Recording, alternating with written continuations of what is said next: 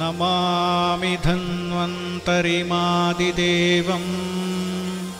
ಸುರಾಸುರೈರ್ವಂದಿತಪಾದಪದ್ಮಂ ಲೋಕೇ ಜರಾರುಗ್ಭಯಮೃತ್ಯುನಾಶಂ ದಾತಾರಮೀಶಂ ವಿವಿಧೌಷಧೀನಾಂ. COVID-19 ತಡೆಗಟ್ಟುವಲ್ಲಿ ಆಯುರ್ವೇದದ ಪ್ರತಿಬಂಧಕೋಪಾಯಗಳು ಈ ವಿಷಯದ ಬಗ್ಗೆ ಇದೀಗ ಮಾತನಾಡುವವರು ಉಡುಪಿ ಕುತ್ಪಾಡಿಯ ಶ್ರೀ ಧರ್ಮಸ್ಥಳ ಆಯುರ್ವೇದ ವೈದ್ಯಕೀಯ ಮಹಾವಿದ್ಯಾಲಯ ಮತ್ತು ಆಸ್ಪತ್ರೆಯ ಸಹ ಪ್ರಾಧ್ಯಾಪಕರಾದ ಡಾಕ್ಟರ್ ಸಂದೇಶ್ ಕುಮಾರ್ ಶೆಟ್ಟಿ. ಎಲ್ಲರಿಗೂ ನಮಸ್ಕಾರ. ಕೋವಿಡ್-19 ಎಂಬ ಮಹಾಮಾರಿಯು ಜಗತ್ತಿನ ಹೆಚ್ಚಿನ ದೇಶಗಳನ್ನು ಬಾಧಿಸಿ ಲಕ್ಷಾಂತರ ಜನರ ಜೀವಹಾನಿಗೆ ಕಾರಣವಾಗಿದೆ.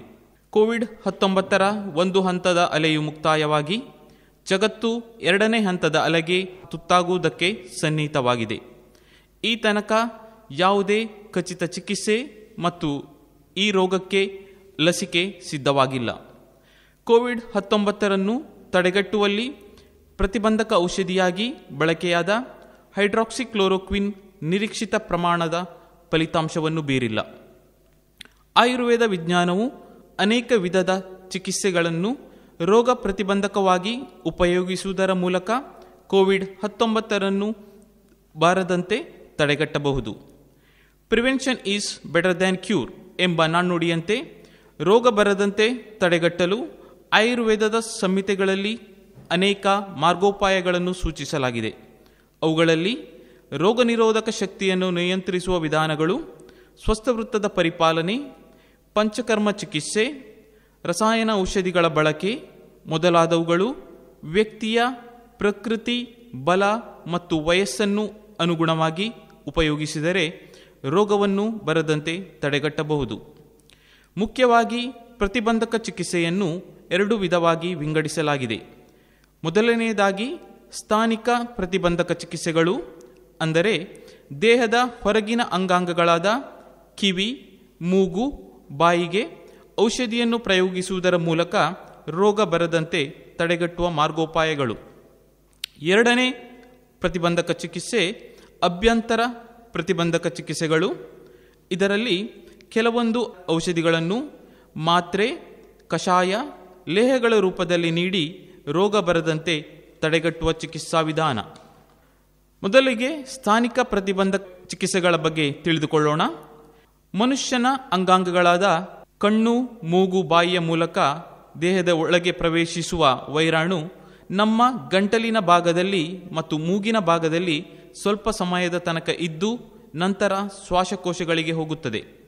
ಗಂಟಲಿನ ಭಾಗದಲ್ಲಿರುವ ಗಂಟಲಿನ ಲೋಳೆಯ ಪದರವು ವೈರಾಣುವನ್ನು ಹಿಡಿದಿಟ್ಟುಕೊಂಡು ರಕ್ತಕ್ಕೆ ಸೇರ್ಪಡೆಗೊಳಿಸಿ ಕೋವಿಡ್-19 ರೋಗಕ್ಕೆ ಕಾರಣವಾಗುತ್ತದೆ. ಗಂಟಲಿನಲ್ಲಿರುವ ಲೋಳೆಯ ಪದರವು ವೈರಾಣುವನ್ನು ಹಿಡಿದಿಟ್ಟುಕೊಳ್ಳದ ಹಾಗೆ ಮತ್ತು ಗಂಟಲಿನಲ್ಲಿಯೇ ವೈರಾಣುವನ್ನು ನಾಶಪಡಿಸುವ ಕೆಲವೊಂದು ಚಿಕಿತ್ಸಾ ಕ್ರಮಗಳನ್ನು ಆಯುರ್ವೇದದಲ್ಲಿ ಉಲ್ಲೇಖಿಸಲಾಗಿದೆ.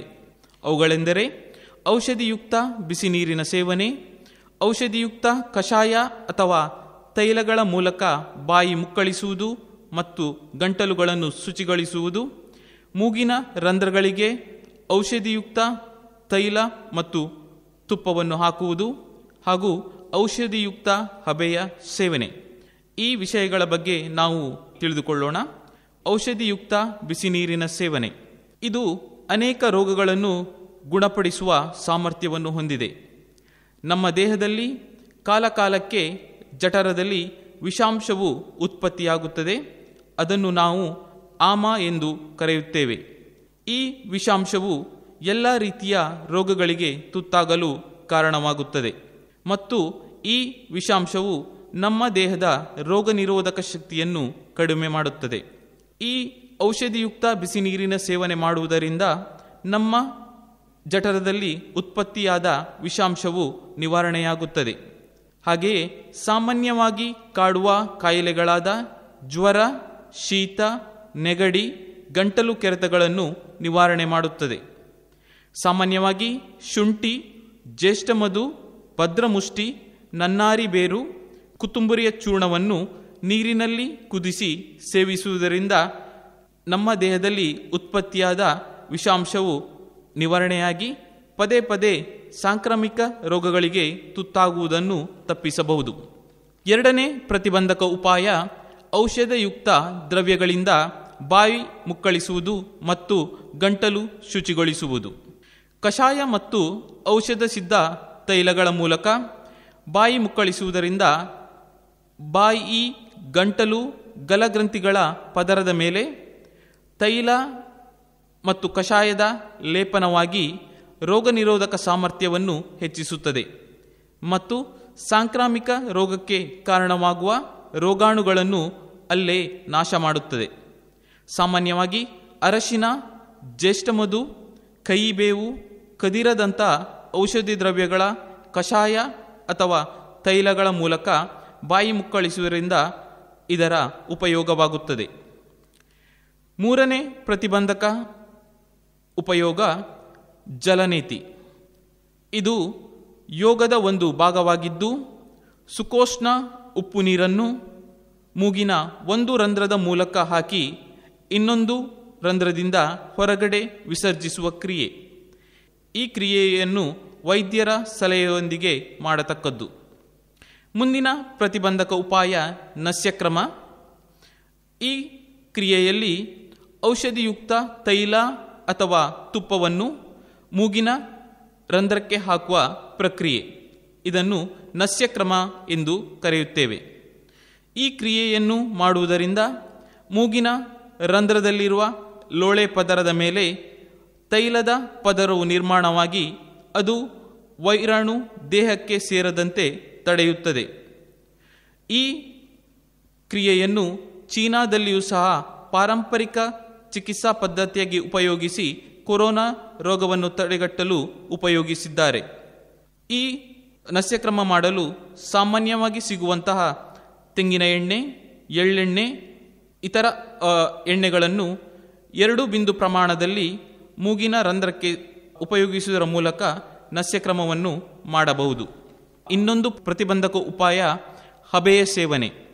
ನೀಲಗಿರಿ ಎಣ್ಣೆ ಮತ್ತು ಪಚ್ಚಕರ್ಪೂರವನ್ನು ಕುದಿಯುವ ನೀರಿಗೆ ಸೇರಿಸಿ ಅದರ ಹಬೆಯನ್ನು ಮೂಗು ಮತ್ತು ಬಾಯಿಯ ಮೂಲಕ ಸೇವಿಸಿದರೆ ತಲೆನೋವು, ಮೂಗು ಕಟ್ಟುವುದು ಹಾಗೂ ಇನ್ನಿತರ ತೊಂದರೆಗಳನ್ನು ನಿವಾರಿಸಬಹುದು. ಹಾಗೆಯೇ ಮೂಗು ಹಾಗೂ ಗಂಟಲಿನ ಭಾಗಕ್ಕೆ ರಕ್ತ ಸಂಚಾರ ಹೆಚ್ಚಾಗಿ ಆ ಭಾಗದ ಸ್ವಸ್ಥತೆಯನ್ನು ಕಾಪಾಡುತ್ತದೆ. ಈ ಎಲ್ಲ ಬಾಹ್ಯ ಚಿಕಿತ್ಸಾ ಕ್ರಮಗಳಾದರೆ ಅಭ್ಯಂತರ ಪ್ರತಿಬಂಧಕ ಕ್ರಮವಾಗಿ ಔಷಧಿಗಳನ್ನು ಮಾತ್ರೆ, ಕಷಾಯ, ತುಪ್ಪ, ಲೇಹದ ರೂಪದಲ್ಲಿ ಸೇವಿಸುವುದರಿಂದ ಕೋವಿಡ್-19 ರೋಗ ಬರದಂತೆ ತಡೆಗಟ್ಟಬಹುದು. ಈ ಔಷಧಗಳು ನಮ್ಮ ರೋಗ ನಿರೋಧಕ ಶಕ್ತಿಯನ್ನು ನಿಯಂತ್ರಿಸುವ ಔಷಧಗಳು. ಇವುಗಳಿಗೆ ಆಯುರ್ವೇದದಲ್ಲಿ ರಸಾಯನ ಔಷಧಿಗಳು ಎಂದು ಕರೆಯುತ್ತಾರೆ. ಇವುಗಳಲ್ಲಿ ಮುಖ್ಯವಾಗಿ ಅಶ್ವಗಂಧ, ಅಮೃತಬಳ್ಳಿ, ಶತಾವರಿ, ಆಮಲಕಿ ಔಷಧಿಗಳನ್ನು ಮಾತ್ರೆ, ಕಷಾಯ ಅಥವಾ ಲೇಹದ ರೂಪದಲ್ಲಿ ನಿಯಮಿತವಾಗಿ ವೈದ್ಯರ ಸಲಹೆಗೆ ಅನುಸಾರವಾಗಿ ಉಪಯೋಗಿಸಿದರೆ ಕೋವಿಡ್-19 ತಡೆಗಟ್ಟಬಹುದು. ಇದಲ್ಲದೆ ಇತರ ಔಷಧ ರಹಿತ ಚಿಕಿತ್ಸಾ ಕ್ರಮಗಳಾದ ನಿಯಮಿತ ಯೋಗಾಸನದ ಅಭ್ಯಾಸ, ಪ್ರಾಣಾಯಾಮ, ಧ್ಯಾನ, ಪೌಷ್ಟಿಕ ಆಹಾರದ ಸೇವನೆ, ಒತ್ತಡರಹಿತ ಜೀವನ ಶೈಲಿ, ವೈಯಕ್ತಿಕ ಶುಚಿತ್ವ, ಸಾಮಾಜಿಕ ಶುಚಿತ್ವವನ್ನು ಅಳವಡಿಸಿಕೊಳ್ಳುವುದರಿಂದ ರೋಗ ನಿರೋಧಕ ಶಕ್ತಿಯನ್ನು ಹೆಚ್ಚಿಸಿಕೊಂಡು ಕೋವಿಡ್-19 ರೋಗ ಬರದ ಹಾಗೆ ತಡೆಗಟ್ಟಬಹುದು.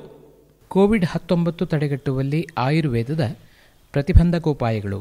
ಈ ವಿಷಯದ ಬಗ್ಗೆ ಇದುವರೆಗೆ ಮಾತನಾಡಿದವರು ಉಡುಪಿ ಕುತ್ಪಾಡಿಯ ಶ್ರೀ ಧರ್ಮಸ್ಥಳ ಮಂಜುನಾಥೇಶ್ವರ ಆಯುರ್ವೇದ ಕಾಲೇಜು ಮತ್ತು ಆಸ್ಪತ್ರೆಯ ಸಹ ಪ್ರಾಧ್ಯಾಪಕರಾದ ಡಾಕ್ಟರ್ ಸಂದೇಶ್ ಕುಮಾರ್ ಶೆಟ್ಟಿ. ನಮಾಮಿ ಧನ್ವಂತರಿಮಾದಿದೇವಂ ಸುರಾಸುರೈರ್ವಂದಿತಪಾದಪದ್ಮಂ ಲೋಕೆ ಜರಾರುಗ್ಭಯಮೃತ್ಯುನಾಶಂ ದಾತಾರಮೀಶಂ ವಿವಿಧೌಷಧೀನಾಂ.